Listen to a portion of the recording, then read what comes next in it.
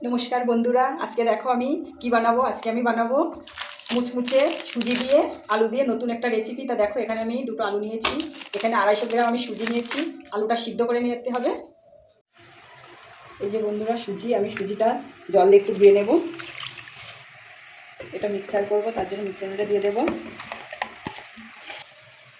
সিদ্ধ করা আলু দিয়ে দেবো, অল্প পরিমাণ জল দিয়ে দেবো। মিক্সার, এই যে বন্ধুরা আমি মিক্সার করে নিয়ে এসেছি। এবার গামলায় ঢেলে নেব।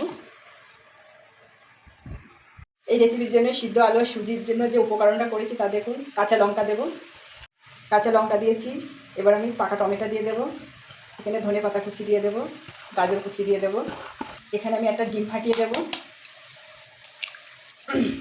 ভালো করে আমি মিশিয়ে নেব। বন্ধুরা, কত ব্যাটারটা এইভাবে তৈরি করে নিতে হবে, খুব হালকাও না খুব ঘনও না। এখানে আমি অল্প পরিমাণের জন্য ফোলানোর জন্য বেকিং সোডা দিয়ে দেবো। ভালো করে মিশিয়ে নেব। মিনিটের জন্য ঢাকা দিয়ে রেখে দেবো। এই রেসিপিটার জন্য আমি এই কড়াইটাই ব্যবহার করব। কড়াইটা গরম হয়ে গেছে বন্ধুরা, এবার আমি সাদা তেল দিয়ে দেবো। আমি ঢাকা দিয়ে রেখে দেবো, খুব অল্প আছে এটা বানাতে হবে। এবার আমি উল্টে দেবো, এইভাবে লাল লাল করে আমি ভাজবো। এই যে বন্ধুরা আমার একটা হয়ে গেছে, এবার আমি নামিয়েও দেখুন বন্ধুরা কত সুন্দর হয়েছে দেখতে।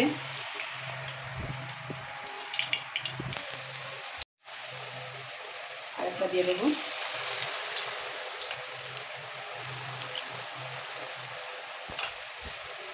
এটা বানাতে 3 থেকে 4 মিনিট সময় লাগে বন্ধুরা।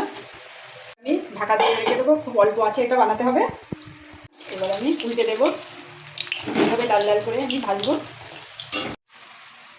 দেখুন বন্ধুরা আমার সিদ্ধ আলু দিয়ে সুজি দিয়ে কত সুন্দর একটা রেসিপি বানিয়েছি। দেখুন কত সুন্দর মুচমুচে হয়েছে।